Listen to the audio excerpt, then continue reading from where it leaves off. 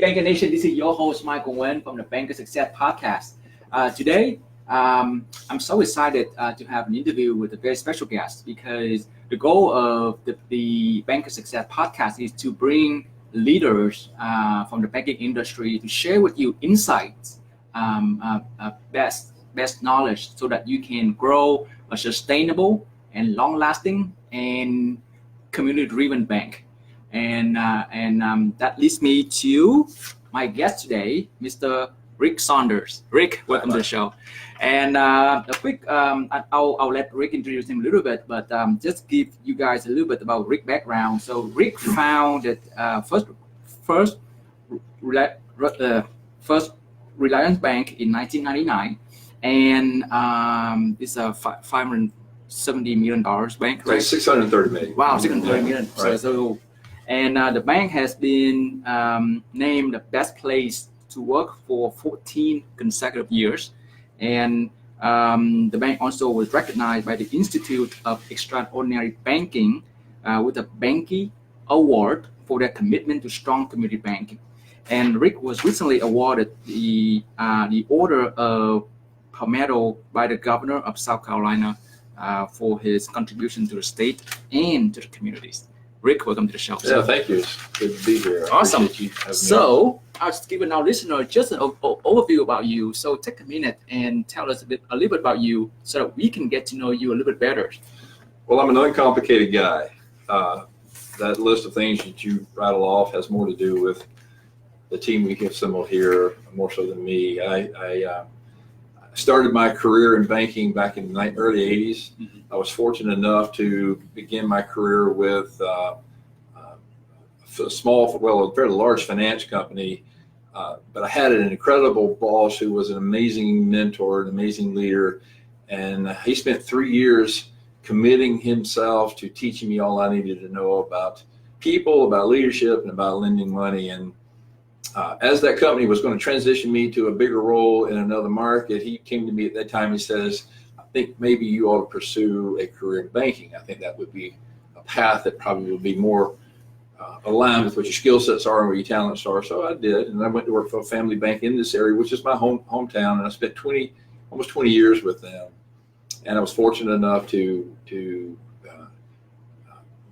work at the very lowest level to the very highest level. I was on their board of directors and senior team when they sold the company. And it was at that point in time when they sold the company that my brother and I kind of looked around and said, this just seems to be a great company that bought us, but their idea of how customers ought to be treated, how employees ought to be treated, just different from ours. And that don't mean that it was wrong. It was just different. And so we began to position in our minds the idea of what a values-based banking system looked like and what passion was for what you're doing and what purpose was all about.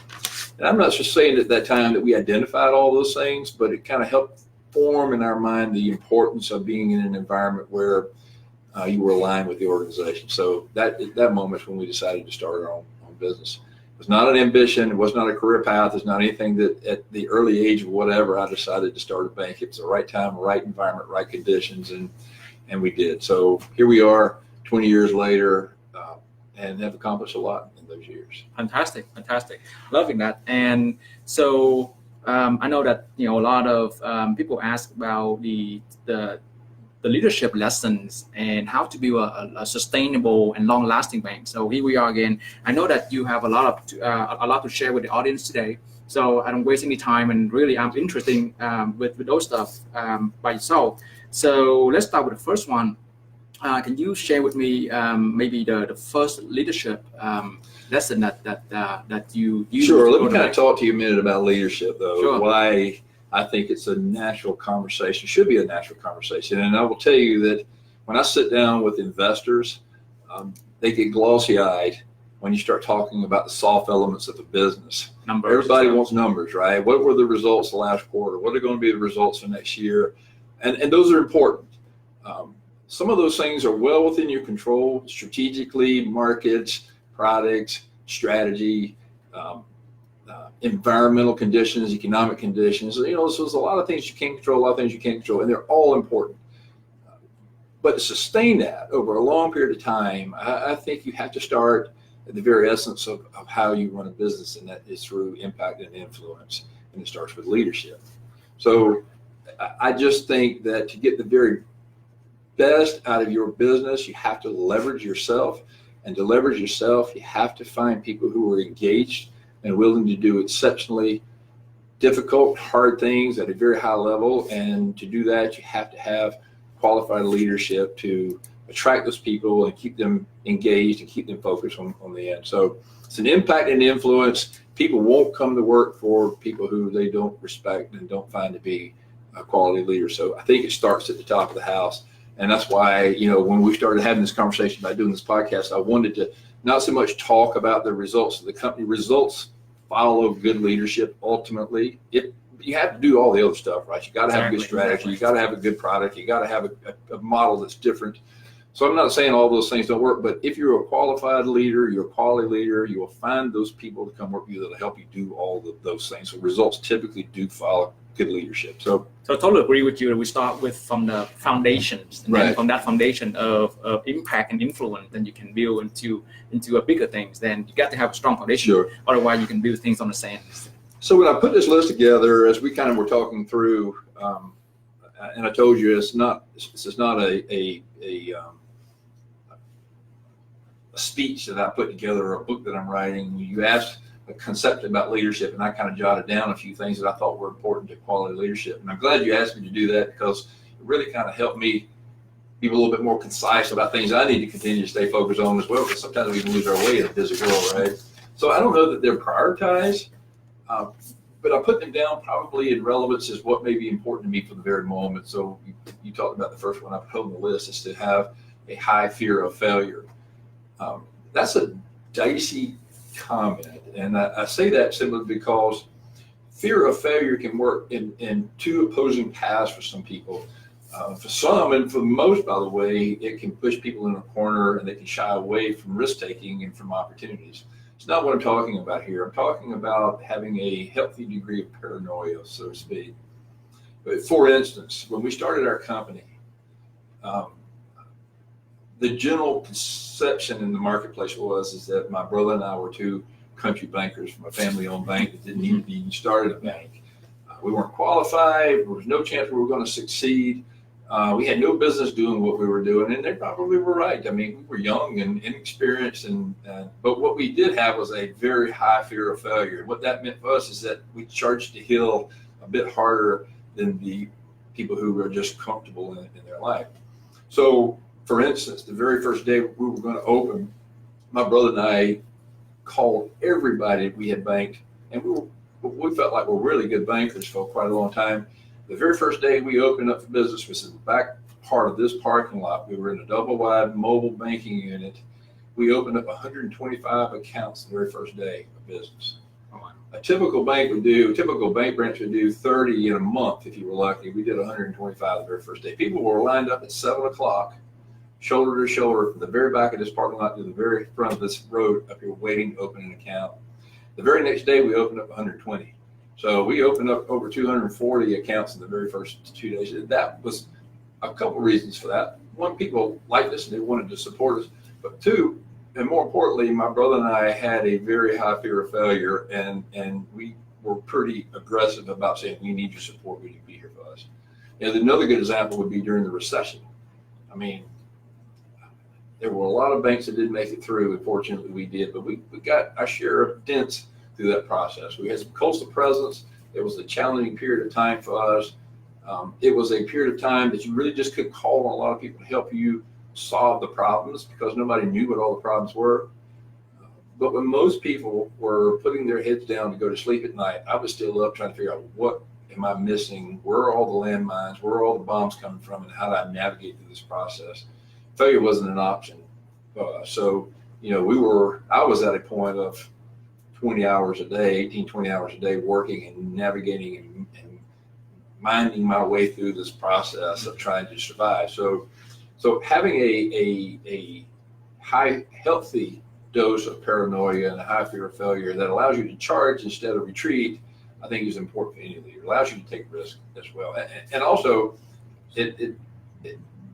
you should always remember that failure isn't an option. You're going to fail, right? But having a high sense of failure with a high desire to win failure doesn't make you feel like you've lost the war, just the battle. So you lose the battle, you figure out what went wrong, and then you attack the war, and you win the war ultimately. Right. So, it seems like you at that point with the high fear of failures, you are really becoming resilient and develop the kind of perseverance, strong enough, really strong enough to keep you forward, to keep moving forward instead of for example, on the first day you mentioned about 20 years ago, you mentioned you and your brother made about 125 accounts on the first day, right? Without fearing anything, just like no fear, just go and there was no chance that we were going to be normal. I mean, we wanted to make sure we could show the world we were going to win in this. So basically, you led that by example, and so I guess how can you instill that into your cultures that enable people to? Well, look, when we go through the list of talking about other qualities of what leaders do, leading by example is important. So when people see you, that their leader is not afraid to take risks, but also can manage the risk and know how to take calculated risk and measure the outcomes of that risk, then you will find that there will be other people like that want to be on that team and capable of doing the same things, maybe even at a higher level than the leader is. So I have an exact story like you. So I used to do when I first started my coaching business, and I have a list about I think 60 to 65 people from the NSA. I was down to about 58. I was about to give up, but I said 2 more, why not? Yeah. The 59 lead, the 59 call is actually my first client. There you go. We'll see. Same idea. It works, right? Yeah, it works. Yeah. So it's awesome. All right. So high fear of failures. I love that. And so beside of having a really high fear of failures, what is the next one that really sort of capitalizes your leadership? Look, there's a whole laundry list. I've got, and we could go on forever. So. And I don't want your audience to feel like these are prioritized. These are just no problem. Now. So I'm a huge believer in lifelong learning. Having an arsenal of mentors and coaches is extremely important. I think as a leader, you ought to never feel like you've reached the pinnacle of intelligence. That constant improvement, constant learning is part of the process, and it never quits because the world changes at a rapid pace. But I had a mentor tell me one time is that there's not a problem that's ever existed in the world that somebody hasn't already experienced and written a book about. And I believe that, right? So, so I'll tell you a great story. My very first coach, he was an amazing guy who made a very big impact on my company, but me as well. When I started the organization, I was a bit overwhelmed by the idea of being the CEO of a bank. I was 38 years old. I had really no business doing it, but thank goodness for me, the FDIC at the time was letting anybody who could raise capital become CEOs of banks. So as a mentor, I had one of my directors. I said, I've got to find a coach, and he gave me the name of the guy. The guy said, yeah, I'll come in and we'll chat. He was from this area. And he walked into my office and he looked around, and I had 3 books on my shelf. And he said, is this your library? I said, yes. He said, I can't work with you. I said, what do you mean? He said, you aren't committed to being a learner. And he said, I'm not prepared to work with somebody that can't be a learner. I said, whoa. He said, you've drawn a conclusion too quickly. Too quickly, yeah. So today, 20 years later, I have over 1,000 books in that library. And, not just how many books I read a month. I try to read at least 3 books a month, but I also try to keep 4 or 5 mentors that have accomplished things that I want to accomplish around all the time. You have to be respectful of a mentor's time. They're very busy people, and you shouldn't have to have them build an agenda for you, but a quick lunch or a quick breakfast, and be prepared with a handful of questions that you have issues that you want to attack. You'd be surprised how many quality, successful business people would be willing to commit their time to helping other people. So I just think that's an important tool for all leaders to remember, and for anybody, whether you're a leader or not, but for leaders especially. Fantastic. I have one mentor in the industry saying that banking industry is always the last to the party when it comes to innovation and stuff. What's the feedback about it? Especially in the community bank, they always are last to the party. For innovation. Yeah, innovation. We come to innovation. Well, that is probably true. I think as a general rule, our industry is risk averse, which means that there's a lane you stay in and you don't get outside the boundaries Exactly. of the lane. Mm-hmm. I've never been that way. I can't say that I don't get stuck sometimes, but I try to push boundaries often. And if you look at our business model, you'll sit around and you'll talk to people on my staff, just cruise our website, you will see that how we've done things may not be as extreme as you might would think, but certainly highly innovative for community banks. I think it's just the nature of where our industry is. A lot of people come out of school, they get a big education, they think they're really, really smart, and most are really, really smart. But it takes a specific talent and a unique skill set to be innovative and have the access to do something about the innovation. But yeah, I think it's a detriment to our industry. And as technology, I mean, the big banks are investing billions of dollars in technology these days, and the little guys have got to figure out how to keep up, or we're going to be obsolete. So in one way, everything that you are doing on a daily basis is, assessing risk and making decisions based on information based on risk. So the nature of bankers, they are really risk averse. So what is your recommendation to your fellow peers in the industries, and how can you really balance between the risk averse nature with the innovations? Well, it depends on what you ultimately want to achieve, and that goes back to the next item on my list is about vision. Mm-hmm. Having a vision and a purpose, right? So without a sense of direction, you really don't know what kind of decisions you should be making. But for us, we want to be recognized as the largest and most profitable bank in the Southeast. That's a financial outcome, right? That's the vision as we make decisions to grow our company, where we put branches, what kind of products we implement, what kind of technology we have. Those are all things that are driven by that vision.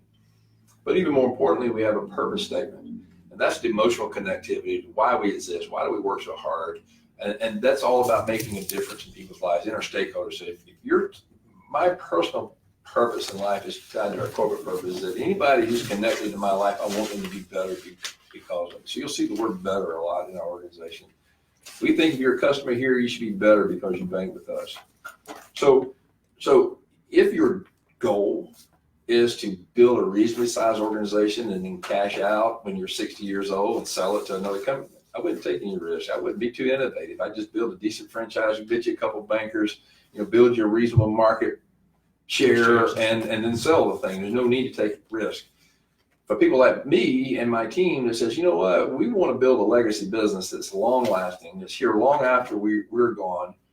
And we know that the odds are always against that, particularly in banking. You've got to be able to take some risks, but they have to be calculated, they have to be well measured, and have to be well thought of. We've made a lot of decisions over the years that we scratch and say, wow, that's kind of a bonehead decision. But that goes back to the failure part, right? Not the fear of failure that we just said, well, let's don't take risks. Let's learn from the failures. Let's call it a loss of a battle, but not loss of a war, and pick ourselves up, keep moving forward.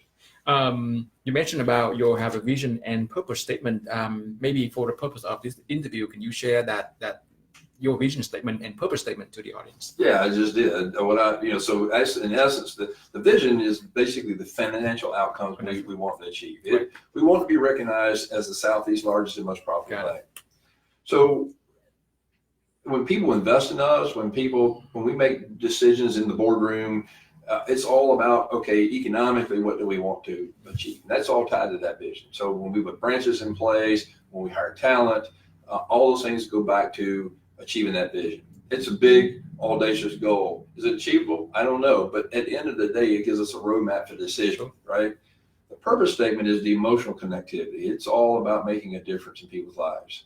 And that's mushy, right? But it's important because at the end of the day, when you work for just a financial outcome, you commoditize yourself. And people will come to work because you pay them the highest salary. Maybe they have the best career path. But people who come because there's an emotional connectivity to what they're doing, there's real meaning behind their work. They know banking is one of those industries that truly does impact people in a big way. School systems, medical field, first responders. Banking is one of those that impacts people in a very direct way. You help people buy homes. You help send kids to college. You help businesses get started. You help that teenager buy their first car. So those things are very impactful. You counsel people on how to prepare for retirement. And emotional too.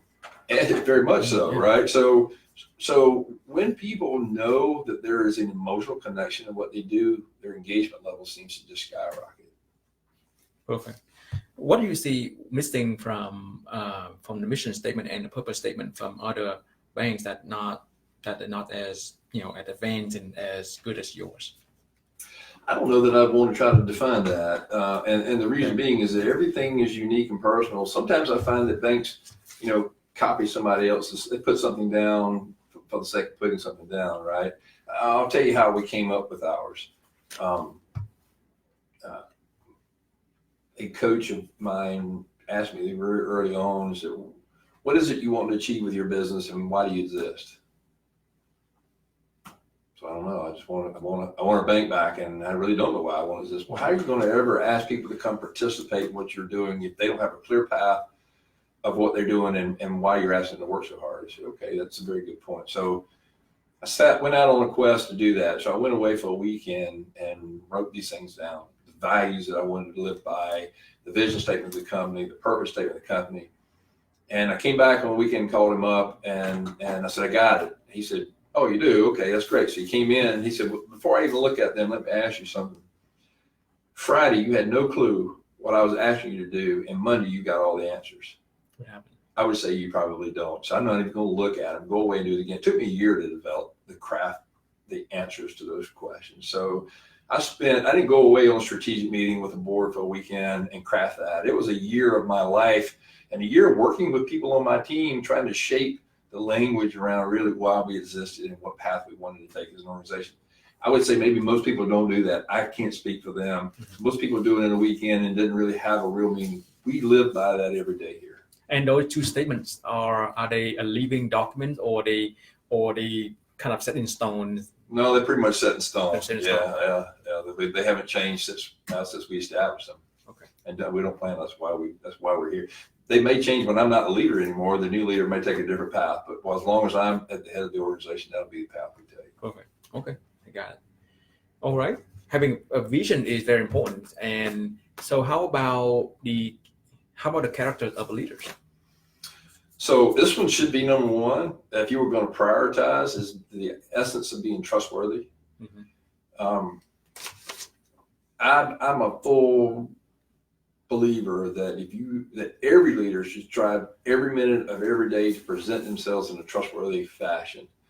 That no matter what your skills are, no matter what your talents are, that if people don't perceive you to be a trustworthy person, and I'm talking about not only in character but in competency as well. Quality people will not be engaged and will not follow an untrustworthy leader. So at the essence of everything a leader does, if he or she is not trustworthy, you will fail 100% of the time. At some point in time, you will fail. So I don't know how else to put that in other than it should be the number one priority for every leader to make sure they're seen as trustworthy. So you need to know that they can count on you and that you've got their back and that you're going to bring the best out of them. So you develop the trustworthiness not only in your competency but also in your characters as well and how you put. I hope so, Michael. That's my goal. Now, I can't say there aren't people that don't come through the company for whatever reason may lose a level of trustworthiness for me. It is my purpose every day that I get up to build that sense about me. I fail at it sometimes. I mean, when we choose to speak and when we choose to communicate and what we choose to communicate. And look, we're all human beings, and sometimes we make decisions that aren't necessarily the right ones, and we learn by them. But yeah, I mean, being trustworthy, having people that I trust, and knowing that I'm trusted by the people who work around me is very critical to me. I would not want it to be in the way. When I do run up against somebody that I can't trust or doesn't trust me, those relationships typically don't work. So you started to put trust into people first, or that trust will be developed over time? Well, I'm a skeptic by nature, but I do like to put trust in people first before I ask them to trust me. Yes, I think it has to start me giving the trust level first. Right. So is that the model is that you start to deposit trust into the bank account first, and then if they do something wrong, they will start to lose all the point back to zero. That's where you no longer use them, or you gradually develop trust money into their emotional bank account, and gradually it will grow depending on how they act, how what they do, and things like that. So there are two models. So yeah, so the other side is that do I put my trust in other people? The same principles apply, right? Their display of their character, the display of their competency. Um, I don't get an opportunity to have conversations with every employee in the company about those factors, although I instill in every one of my leaders and every one of my managers that we have direct conversations about trustworthiness of their own behavior. So when we find somebody may be veering off that path, if it's a character issue, we deal with it pretty quickly. People won't stay here very long if we think you have a major character flaw that's an impediment to us being successful. If it's a competency issue, we want to make sure we invest. It's an aptitude attitude thing, right? Sure, so sure. At the end of the day, if it's an aptitude thing, we want to invest in fixing the deficits in your aptitude. So we will try to help develop you on the competency deficiencies. If you said trustworthiness is the number one priority, so what would be the next kind of characters that leaders needs to develop? Well, I think you have to have a high dose of humility with a large dose of inner confidence. The world has a way of adjusting an arrogant attitude for leaders. You can get high up on your pedestal and you let the world watch that long enough and you will get adjusted pretty quickly. Yes. Yeah. Generally speaking, people are envious of success, but people won't tolerate arrogant success.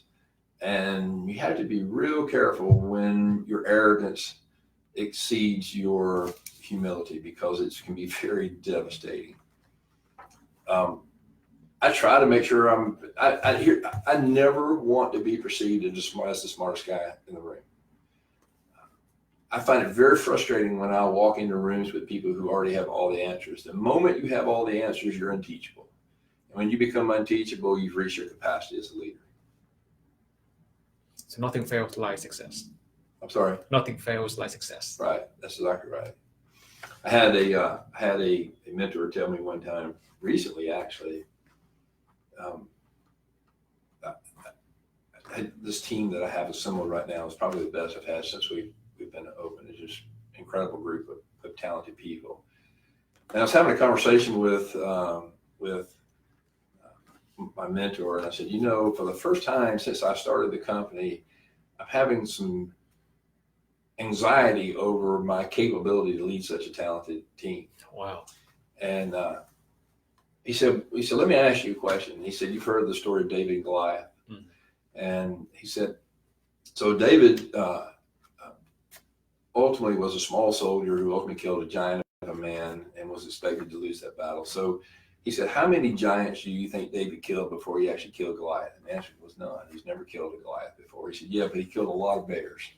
So he was prepared for that battle. And at the end of the day, he said, you spent 40 years preparing for this moment. Don't let yourself over humble and destroy your inner confidence.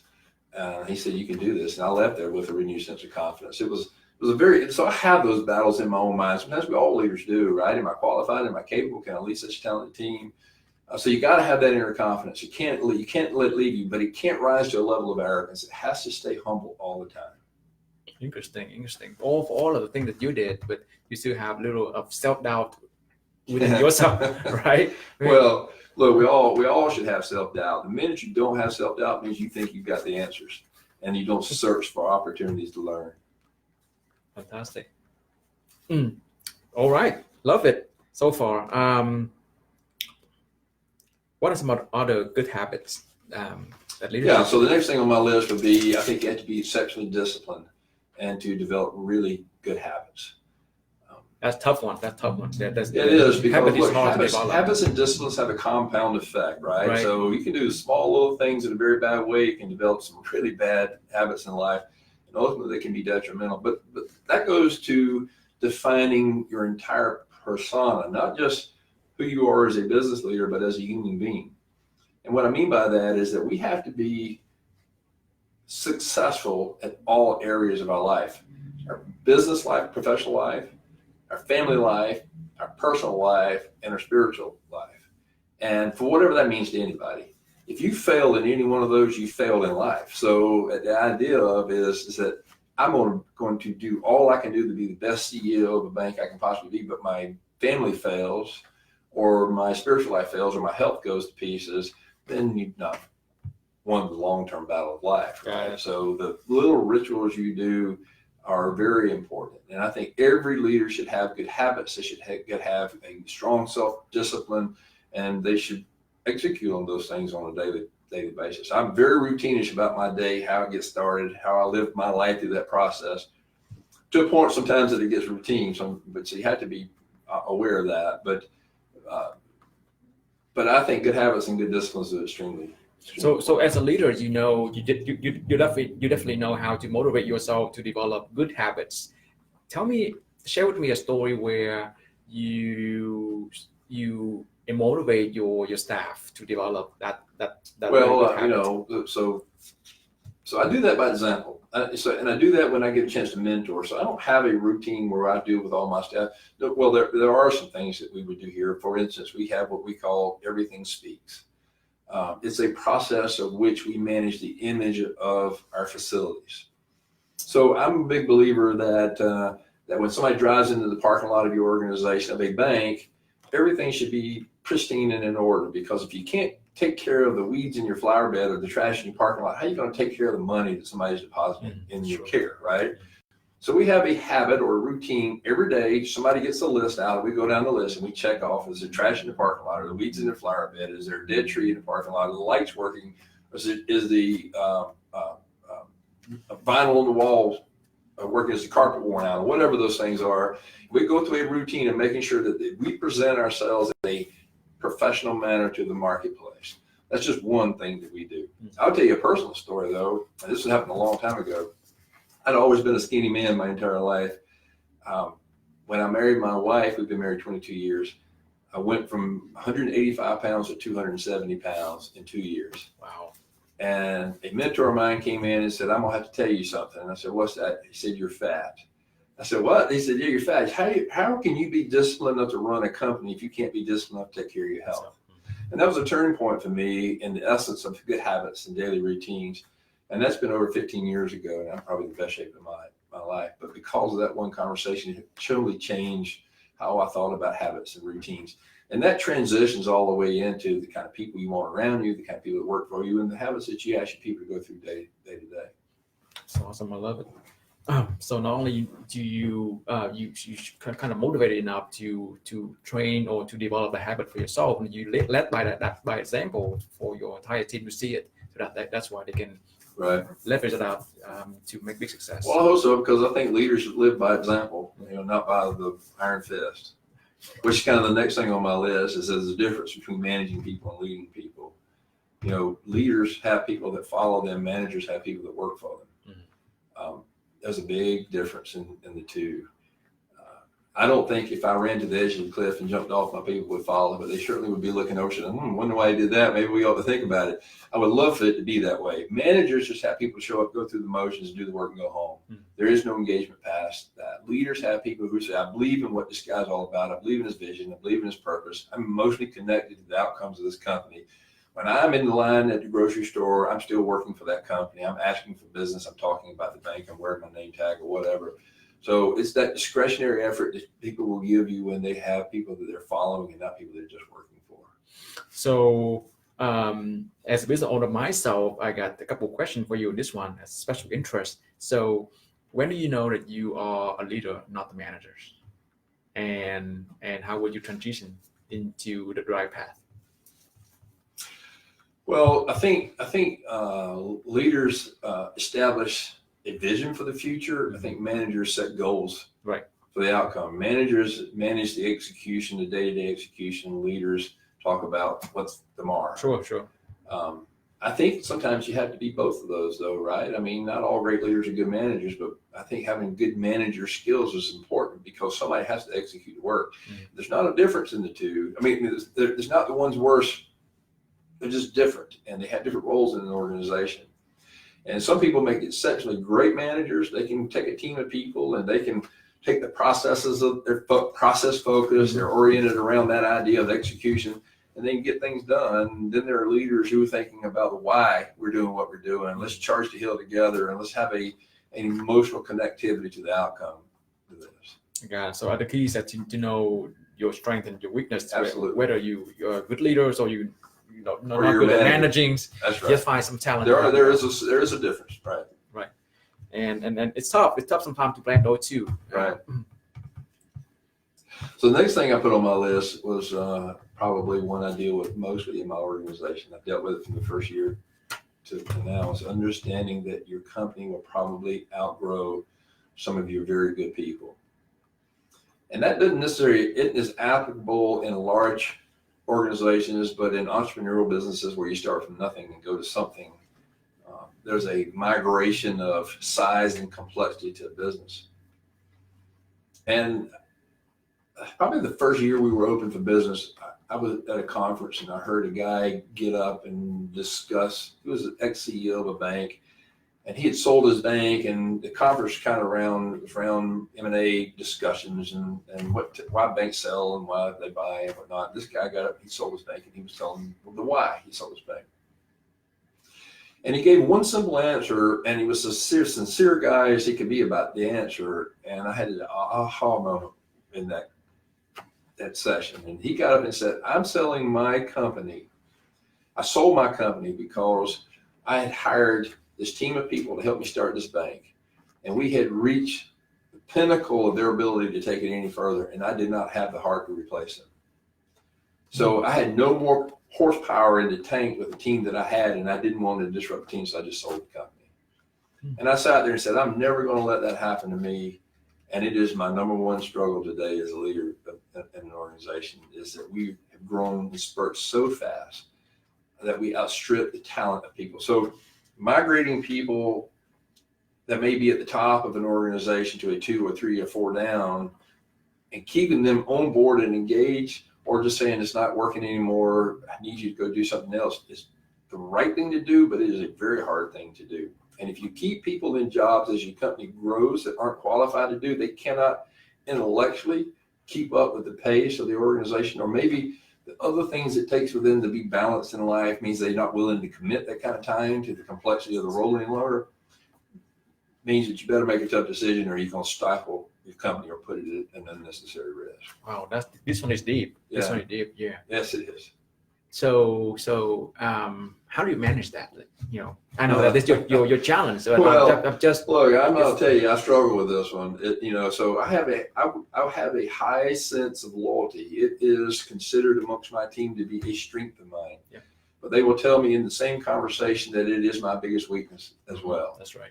That my high sense of loyalty lets me hang on longer than I should. And I'm going to tell you, having frank conversations about capabilities is hard to do. I mean, it's hard to have a hard conversation with somebody, particularly good people that want to do well, right? Subject, yeah. But I'm going to tell you, long term, when you're in a job that you know you're in over your head on, is a miserable place for the employee too. So the best thing is to have a direct conversation about where the gaps are. Try to help them overcome them if they can, but when you realize they're at a capacity, the Peter Principle syndrome, right? You've outgrown the capacity. The company's outgrown your capacity, then you have to put them in a lower position, and you have to have them exit the company.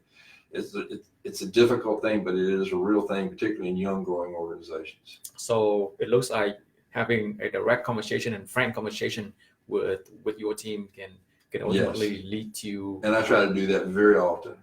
And I'm not always successful at it, but it is front and center in my mind all the time. Love it. The next one is about people as well, right? Yeah, so the idea that and I mentioned something earlier in the conversation about never being the smartest guy in the room. Mm-hmm. A leader has to be confident enough and humble enough to be prepared to hire people smarter than them. And also be prepared to put people around them that complement their weakness. Natural tendency for leaders to put people around you who are just like you. Early on in our organization, we did a lot of Myers-Briggs profiling. I don't know if you've ever been exposed to that, but there's a ton of those things out there. It's just happened to be the one we used. And interestingly enough, at the time, I'm considered an ISTJ. And interestingly enough, at the time, all of my people who reported me were ISTJs. And, we decided then that, wow, we need some diversity in personalities and talents and approaches. And where I'm particularly weak, I need people who can complement those gaps. I'm more of a visionary. I don't like the mundane of managing day-to-day execution of things. I got people on my team now that are good at those things, right? So you got to be able to, and you got to be able to have people on your team that raise their hand and say, "This is a weakness of yours. You need to let us do this one." I love that when my people will step up and confront me on a gap that I have. That means all the way, by the way, that they have a high level of trust for you when they know they can raise your hand and say, "You're not so good at this. Let us handle it." And it's also good too that they're a recipient of my trust that says, "Yes, you should." But at the end of the day, every leader should know that you cannot take your company to the very next level if you don't put people around you that are smarter than you at what they do. Perfect. I got a question for you. So earlier you mentioned that you got to have mentor and coach and become a lifelong learners. So what happened if your circle of mentors or coach recommend you one way, but when you present that idea to your staff or to your team, they disagree and they didn't want to go with that. So look, at the end of the day, my mentors and coach don't decision for our business. They offer concepts or ideas or opinions about things. If I bring that idea, opinions to my team and they have differing perspective, I have a high level of respect for my team, and we listen and we'll debate it out intently. Certainly as a leader of the organization, I own the final decision. What I have found, though, is that when you rule with an iron fist, if you say, "By God, we're going right," whether y'all want to go left or not, I find that most people really don't want to go right, won't go right. So if I can't, in an effective way, convince my people that the mentor's idea that's now maybe my idea should become their idea, we won't typically execute it. If I can't get their buy-in, I typically won't try to execute it. Even though, because it's not executable if everybody around you don't believe in it. So you got to figure out how to convince and persuade them that the idea is a good concept. God, even though it came from your trusted Well, coach. it doesn't really matter. So, I don't know that I always talk to them about it being my mentor's perspective. If my mentor shares something with me, I think that conceptually I like that, I'll adopt that as my own. Not that don't want to share the idea with somebody. I'm not taking ownership in that respect, but I don't want my people to know there's a third party process to this. There's layers of people thinking through. If I hear an idea, I like the idea, I adopt the idea, I want to run with the idea, I'll throw this out to my team. And if they don't like the idea, I won't go back to what my mentor said. That's not what I would do. It would be, okay, well, talk to me about why you don't like the idea. And at the end of the day, if I can't persuade, at least I will stall it. I just found that force feeding a strategy or a business move that I don't have their buy-in on typically means at best I get mediocre execution. Got to have buy-in from the team. Absolutely, 100%. And the last thing I had on the list is culture. It's a tiebreaker. Right? I think it's a tiebreaker. It is a tough one. It's a hard conversation because not everybody really understands how to define what culture really is, and it's a consolidation of an awful lot of things. People don't really ever want to talk about it, and when we start talking about leadership, you want to see shareholders get glossy-eyed. You start talking about culture in an organization. I think it is your tiebreaker, and I think there will be people that will come in your company and try to disrupt it and try to take it away from you, and you got to hang on to it for all it's worth. And at the beginning of culture really has to do with when we talked about vision and purpose. We did talk a lot about values, and values are basically the essence of who we are as an organization, how we treat each other, how we treat our customers, the behavioral aspects of the organization, right? So, and there's a lot of ebbs and flows in that whole process, and you've got to stay so aware of cultural disruption because one small person in the mix of all that can really mess things up for you. So it has to be front and center, top of mind, which is why when we talk about best places to work, I recognize for the Banky Award, all those things are a reflection of a healthy culture in an organization. And I say healthy, it's not easy. We wake up every day struggling with an idea that, we've got a disgruntled employee, we may have a customer problem or whatever it may be. That there are always glitches or problems that will resonate inside a company, but you can't let it become systemic. So you have to get on it, you have to manage to it, you have to lead to it, and you got to be constantly aware of it. So if first if first Reliance Bank were a person, how would you describe him or her? Well, I mean, look, I think I would say that there is a promise made to our people, our customers, our employees, that we will honor. And when we come to work here, we have a employee promises by doing these things that we're going to honor this. We also have a customer promise that says by being a customer here, we will honor these promises to you. Then there's the essence of what those things mean, right? I want guess what our number one value here is? Trustworthiness. It's the very top of the list. We want to be trustworthy. But it also goes to everything we just talked about in this whole list. It talks about continuous improvement, results, being excellent at what you do. So all those things are just being at the top of your game all the time, and knowing that if you are a stakeholder, a customer or an employee, that there is a promise to you that being part of this, that there is some kind of benefit to be part of that process. Understood. That's amazing. If you had one challenge to your community peers, what would that be? One challenge. If you had one challenge to your peers, what would that be? To my team? Yeah, no, to your peers in the banking world, or the banking industry. What would it be based on years of your experience about developing cultures and developing vision for your bank? Wow, okay, that's a big question. I can tell you what motivates me. It may not motivate the other. Maybe the essence is find what motivates you. But I would just say, I think every leader ought to define what legacy means to them and strive to achieve that somewhere along the path that your thumbprint on life has made a real difference. For me, that's what that means. So find your legacy and work to achieve that legacy. Don't let just your business and the financial results of your business be the one thing that defines you. Life is bigger than that. It can be easy as a CEO to get caught up in the financial outcomes, and they're important, by the way. I don't want to downplay that at all.